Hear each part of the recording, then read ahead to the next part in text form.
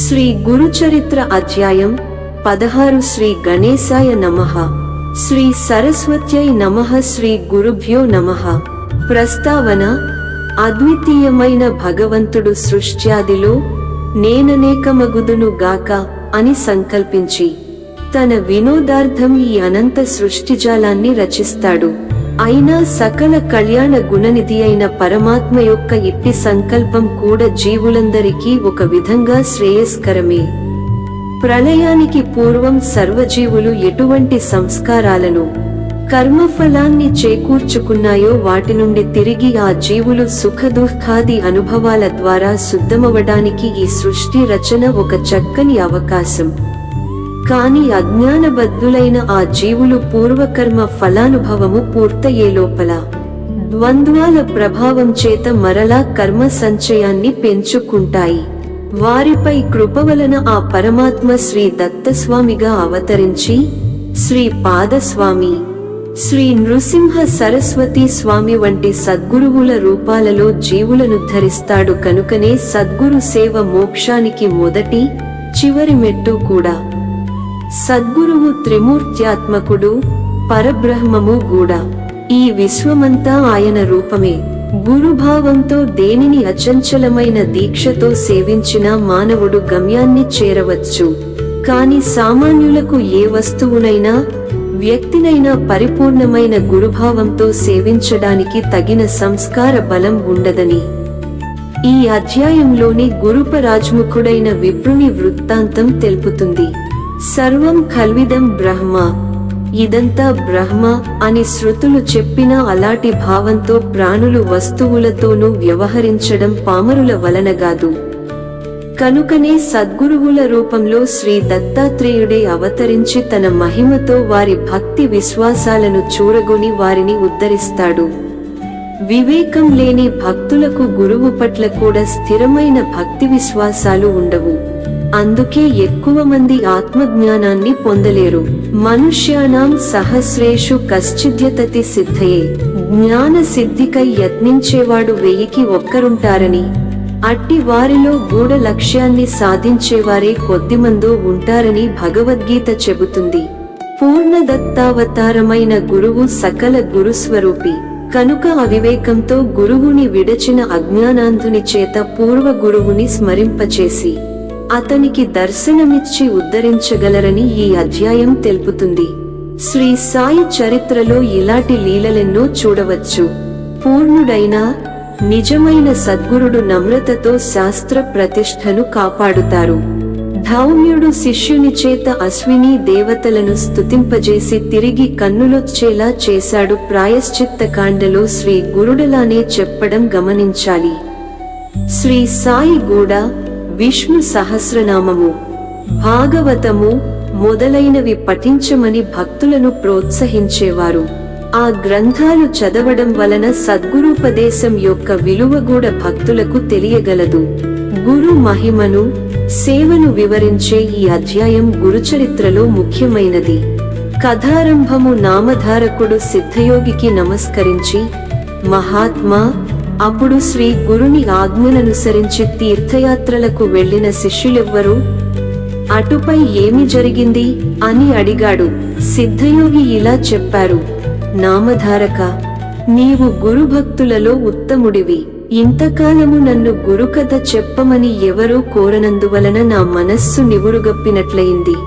నీవిప్పుడు ఆయన గురించి ఇంతగా ఆసక్తితో అడుగుతుంటే నీకు చెబుతుండడం వలన ఆయన కథలు గుర్తు తెచ్చుకున్న కొద్దీ నా మనస్సు మేల్కొన్నట్లవుతున్నది.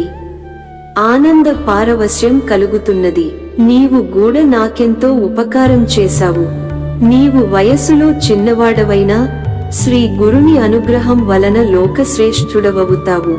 నీ వంశమంతా పుత్ర, పౌత్ర, ధన, ధాన్యాలతోనూ సుఖశాంతులతోనూ విలసిల్లుగాక. శ్రీగురుని చరిత్ర చెబుతాను. అది మానవులకు కోరదగినవన్నీ ప్రసాదించడంలో కామధేనువు వంటిదని ప్రమాణం చేసి చెబుతున్నాను. శ్రద్ధగా విను. శ్రీ గురువు ఆజ్ఞననుసరించి శిష్యులందరూ తీర్థయాత్రలకు వెళ్లారు. నేను మాత్రం వారిని సేవిస్తూ వారి చెంతనే ఉండిపోయాను. అప్పటి నుండి 1 సంవత్సరము పాటు శ్రీ గురుడు వైద్యనాథంలోనే గుప్తంగా ఉండిపోయారు.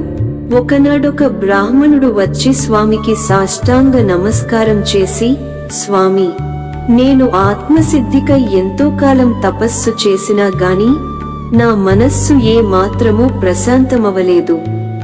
కాని మీ దర్శనం చేతనే నాకెంతో ఆనందం కలుగుతున్నది. నా మనస్సు స్థిరమవకపోవడానికి కారణమేమిటి? మీరు లోకాన్ని తరింపజేయడానికి అవతరించిన దైవస్వరూపులు. నన్నను గ్రహించి నాకు తగిన ఉపదేశం చేయండి. మిమ్ములను శరణు వేడుతున్నాను అన్నాడు. శ్రీ గురుడు నవ్వి, నాయనా, నీవు గురువును ఆశ్రయించకుండానే తపస్సేలా చేశావు అని అడిగారు. అతడు కన్నీరు కారుస్తూ, స్వామి, మొదట నేనొక గురువునాశ్రయించి చాలా కాలం సేవించాను. కాని ఆయన నాచేత అన్ని సేవలు చేయించుకుంటూ నన్నెప్పుడూ తిడుతుండేవారు గాని నాకేమీ నేర్పలేదు. ఎప్పటికప్పుడు నీకింకా బుద్ధి స్థిరం కాలేదు అని చెప్పి నాకు వేదము గాని శాస్త్రం గాని భాష్యం గాని చెప్పలేదు. అందువలన ఒకసారి నేను ఆయన చెప్పిన సేవ చేయలేదు. అప్పుడాయన నాపై ఎంతో కోపించి తీవ్రంగా నిందించాడు. వెంటనే నేనాయనను విడిచి వచ్చేశాను అని చెప్పాడు. శ్రీ గురుడు ముక్కు మీద వేలు వేసుకొని, అయ్యో బ్రాహ్మణుడా, ఎంత పని చేశావు? నీవు చేసిన పని ఆత్మహత్యంతటి మహాపాపం. నిజానికి నీవే నీలోని దుర్గుణాలను తెలుసుకోలేక గురువును నిందిస్తున్నావు. నీకింక మనస్సు నిశ్చలమెలా అవుతుంది? దొరికిన కామధేనువు వంటి గురువును విడిచి నీవెక్కడికి పరుగెడితే మాత్రం నీకు జ్ఞానమెలా లభిస్తుంది? గురుద్రోహికి ఇహంలోనూ పరంలోనూ సుఖముండదు. అతడికి జ్ఞానమెన్నటికీ కలుగదు. అజ్ఞానాంధకారంలో చిక్కుపడవలసిందే. గురువునెలా సేవించాలో తెలిసిన వాడికే వేదవేదాంగాలు తెలిసి సర్వజ్ఞుడవుతాడు. అష్టసిద్ధులు అతనికి అధీనమవుతాయి. నీ వంటి గురుద్రోహి ముఖం చూడడం కూడా అపశకునమవుతుంది. దేవాలయంలో మలవిసర్జన చేసి అందుకు తిట్టినవాణ్ణి తప్పుపట్టినట్లుంది నీ పని అన్నారు. అప్పుడా విప్రుడు భయపడి దుఃఖంతో స్వామి పాదాల పైబడి, పరమగురు, జ్ఞానసాగర, బుద్ధిహీనుడనై తెలియక గురుద్రోహం చేశాను. గురువునెలా తెలుసుకోవాలో సేవించాలో తెలిపి నన్నుద్ధరించండి అని దీనాతిదీనంగా ప్రాధేయపడ్డాడు. శ్రీ గురుడు అతని దైన్యానికి కరిగిపోయి అపార కరుణతో ఇలా చెప్పారు, నాయనా, గురువే తల్లి, తండ్రి, ఆయనయే బ్రహ్మ, విష్ణు, మహేశ్వరుల ప్రత్యక్ష రూపం. నిజమైన మేలు చేయగలవారు ఆయనొక్కరే. ఇందుకు సందేహం లేదు. ఏకాగ్రమైన శ్రద్ధాభక్తులతో పట్టుదలతో గురువును సేవించాలి. అది తెల్పేటందుకు నీకొక పురాణోపాఖ్యానం చెబుతాను విను. ద్వాపరయుగంలో ధౌమ్యుడనే బ్రహ్మర్షి ఉండేవారు. ఆయన దగ్గరరుని, బైదుడు, ఉపమన్యువు అను 3 శిష్యులు వేదమభ్యసిస్తూ ఆయనను శ్రద్ధతో సేవిస్తుండేవారు. అహంకారము మోన దోషాలు తొలగి మనస్సుకు శుద్ధి కలగడానికి వెనుకటి గురువులు శిష్యుల చేత సేవలు చేయిస్తుండేవారు. అతని సేవను బట్టి అతని గురుభక్తిని, మనశ్శుద్ధిని నిరూపించి అనుగ్రహించేవారు. ఒకనాడు ధౌమ్యుడు అరుణిని పిలిచి, నీవు మన పొలానికి వెళ్లి చెరువు నుండి దానికి నీరు పెట్టు, లేకపోతే వరిపైరు ఎండిపోతుంది అని చెప్పారు. అరుణి వెంటనే వెళ్లి చెరువు నుండి కాలువ ద్వారా నీరు పెట్టాడు. కాని కాలువకు ఒకచోట గండిపడి నీళ్లన్నీ పల్లానికి పోతున్నాయి. మట్టి, రాళ్లు ఎంత వేసినా కట్ట నిలువలేదు. అప్పుడతడు ప్రాణం పోయినా సరే గురువు చెప్పినది చేసి తీరాలన్న నిశ్చయంతో ఆ గండికి తాను అడ్డుపడుకొని గురువును ధ్యానిస్తున్నాడు. అప్పుడా నీరు అతని మీదుగా పొలానికి ప్రవహించింది. చీకటి పడినా గూడ అరుణి ఆశ్రమానికి రాకపోయేసరికి ధౌమ్యుడు వచ్చి పొలం నిండుగా నీరుండడం గమనించారు. కాని శిష్యుడే కనిపించలేదు. అతడు ఏ పులి బారినైనా పడ్డాడేమోనని అనుమానించి ఆయన శిష్యుని కోసం బిగ్గరగా పిలిచారు. అరుణి సమాధానమీయలేక కొంచెంగా శబ్దం చేశాడు. దానిని బట్టి ధౌమ్యుల వారు వచ్చి శిష్యుని లేవనెత్తి కౌగలించుకొని సంపూర్ణంగా అనుగ్రహించారు. వెంటనే అతడు సర్వశాస్త్ర పారంగతుడైనాడు.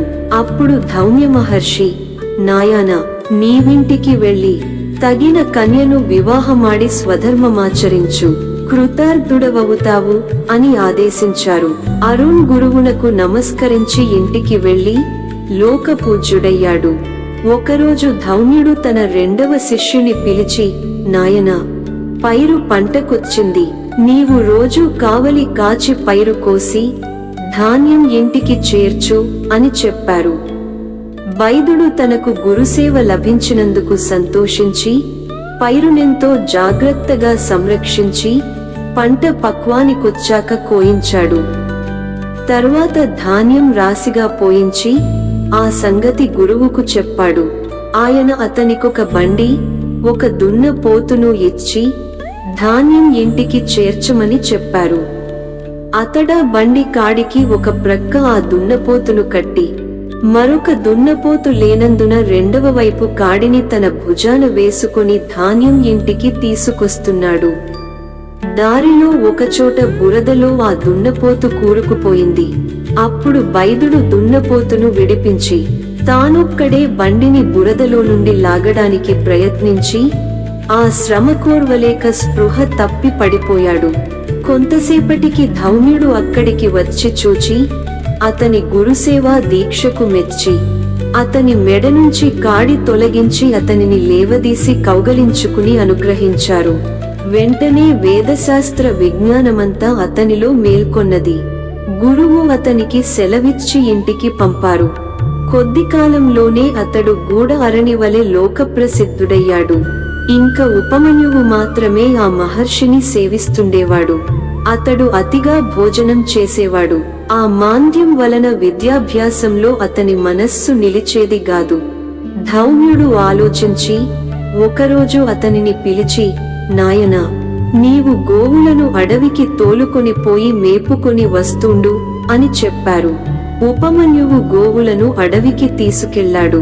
కొంతసేపటికి అతడికి ఆకలి వేయసాగింది. వెంటనే అతడు ఆవులను ఇంటికి తోలుకొచ్చాడు. ధౌమ్యుడది చూచి, నీవు ప్రతిరోజు సూర్యాస్తమయం వరకు గోవులను మేపాలి అన్నారు. మరునాటి నుండి ఆవులు మేస్తుండగా బాగా ఆకలైనప్పుడు అతడు స్నానం చేసి సంధ్య వార్చుకుని దగ్గరలోనున్న బ్రాహ్మణుల ఇండ్లలో భిక్ష తెచ్చుకుని భోజనం చేయసాగాడు. అందువలన కొద్ది కాలానికి అతని శరీరానికి మంచి పుష్టి కలిగింది. అది గమనించిన ధౌమ్యుడు ఒకరోజున అతనినడిగి కారణం తెలుసుకొని, నన్ను విడిచి భోజనం చేస్తున్నావటరా? నిత్యము నీవు చేసుకొచ్చిన భిక్ష నాకిచ్చి మరల అడవికి పోయి ఆవులను మేపుకొని రావాలి అని ఆజ్ఞాపించారు. ఉపమన్యువు అలా చేస్తుండడం వలన ఆకలి అతనిని ఎంతగానో బాధించేది. అతను తాను మొదట తెచ్చుకున్న భిక్షను గురువు కర్పించి రెండవసారి భిక్ష తెచ్చుకుని తినసాగాడు. అందువలన అతడి శరీరం పుష్టిగా ఉండడం చూచి ధౌమ్యుడు కారణమడిగి తెలుసుకుని ఆ రెండవ భిక్షను కూడా తమకే ఇవ్వమని చెప్పారు. ఉపమన్యువు కొంచెమైనా బాధపడక అలానే చేసి ఆవుల దగ్గర దూడలు త్రాగగా మిగిలిన పాలు త్రాగి ఆకలి తీర్చుకోసాగాడు. అందువలన కొద్ది కాలంలోనే అతని శరీరం మరింత లావెక్కింది. ఒకరోజు ధౌమ్యుల వారు అందుకు కారణము అడిగి తెలుసుకుని, ఓరే, పశువుల ఎంగిలి పాలు త్రాగితే పశువువలే నీవు గూఢ బుద్ధిహీనుడవవుతావు, కనుక త్రాగవద్దు అని నిషేధించారు. ఆ మరునాడు ఆకలి వేస్తుంటే జిల్లేడు పాలు ఎంగిలివి కావని తలచి వాటిని ఒక దొప్పలో పడుతుండగా ఆ పాలు అతని కళ్ళలో చింది అతని కళ్ళు రెండూ కనిపించలేదు.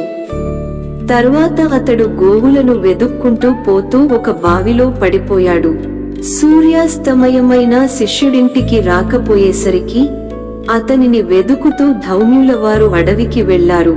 ఆయన కేక విని ఉపమన్యువు బావిలో నుండే సమాధానమిచ్చాడు. ఆ మహర్షి బావి వద్దకు వెళ్లి అతని దుస్థితి తెలుసుకుని అశ్విని దేవతలను ప్రార్థించమని చెప్పారు. ఉపమన్యువు అలా చేయగానే అతనికి దృష్టి వచ్చింది. వెంటనే అతడు బావి నుండి బయటకు వచ్చి గురువుకు నమస్కరించాడు. ధౌమ్యుడు అతని గురుభక్తికి మెచ్చి అతని తలపై చేయి పెట్టి, నాయనా, నీ కీర్తి 4 దిక్కులా వ్యాపిస్తుంది. నీ శిష్యులు కూడా నీ అంతటి వారవుతారు. వారిలో ఉదంకుడనే శిష్యుడు తన గురుభక్తి చేత నాగలోకాన్ని జయించి నాగకుండలాలు నీకు దక్షిణగా సమర్పించగలడు. నీ కీర్తిని శాశ్వతమునర్చగలడు అని ఆశీర్వదించాడు. అతడు గురుకృప వలన వేదశాస్త్ర పారంగతుడై ఇంటికి వెళ్లి గృహస్థాశ్రమం స్వీకరించాడు. కాలాంతరంలో ధౌమ్యుల వారి ఆశీర్వచనం పూర్తిగా ఫలించింది. కనుక నాయనా, గురుని అనుగ్రహంతో పొందలేనిది ఏదీ లేదు. గురుద్రోహం వలన ఇహపరాలలో సుఖమే ఉండదు. సరిగదా, నీవెంత తిరిగినా వ్యర్థమే. కనుక నీవు వెంటనే వెళ్లి నీ పూర్వ గురువునే ఆశ్రయించి ఆయనను ప్రసన్నం చేసుకో. ఆయన ప్రసన్నుడైతే నీకు వెంటనే మనస్సు స్థిరమవుతుంది. శ్రీ గురుని మాటలు విన్న ఆ బ్రాహ్మణుడు, స్వామీ, నేను అజ్ఞానం వలన గురుద్రోహం చేసిన మాట నిజమే. నేను చేసిన అపరాధాలు కూడా ఎన్నో. విరిగిన నా గురువు మనస్సు అతకడం సాధ్యంగాదు. ఇక నేను బ్రతికి ప్రయోజనమేమి? నా పాపానికి పరిహారంగా నా ప్రాణాలు విడుస్తాను అని తీవ్రమైన పరితాపంతో ఆత్మహత్యకు సంసిద్ధుడయ్యాడు. అప్పుడు శ్రీగురుని మనస్సు కరిగి, నాయనా, తీవ్రమైన పరితాపం వలన నీ దోషం నశించి వైరాగ్యం కలిగింది. ఇప్పుడు నీ గురువును మనసారా స్మరించు అని చెప్పి అతనిని ఆశీర్వదించారు. వెంటనే అతని కంఠం గద్గదమై శరీరమంతా రోమాంచితమైంది. కన్నులు ఆనంద భాష్పాలతో నిండాయి. అతడు కృతజ్ఞతతో స్వామి పాదాలకు నమస్కరించగానే వేదశాస్త్రాల సారం అతని హృదయంలో ఉదయించింది. అప్పుడు శ్రీ గురుడు, నాయనా, నేను చెప్పిన గురు మహిమ హృదయంలో నిలుపుకొని నీవు గురువు వద్దకు వెళ్ళు. నీవు నమస్కరించగానే ఆయన ప్రసన్నుడవుతాడు. ఆయనే నేనని తెలుసుకో అన్నారు. అతడలానే చేసి తర్వాత ముక్తి పొందాడు. ఇలా 1 సంవత్సర కాలం వైద్యనాథంలో నివసించి తర్వాత శ్రీనృసింహ సరస్వతి దేశ సంచారం చేస్తూ కృష్ణా తీరంలో ఉన్న బిల్లవటి గ్రామంలోని భువనేశ్వరీదేవి సన్నిధి చేరి అచ్చట కృష్ణ వేణి సంగమంలో పడమట తీరాన ఉన్న ఉదుంబర వృక్షం క్రింద కొంతకాలం గుప్తంగా నివసించారు. 16 అధ్యాయము సంపూర్ణము. శ్రీ దత్తాయ గురవే నమః. శ్రీ శ్రీ పాద శ్రీ వల్లభాయ నమః. శ్రీ నృసింహ సరస్వత్యై నమః.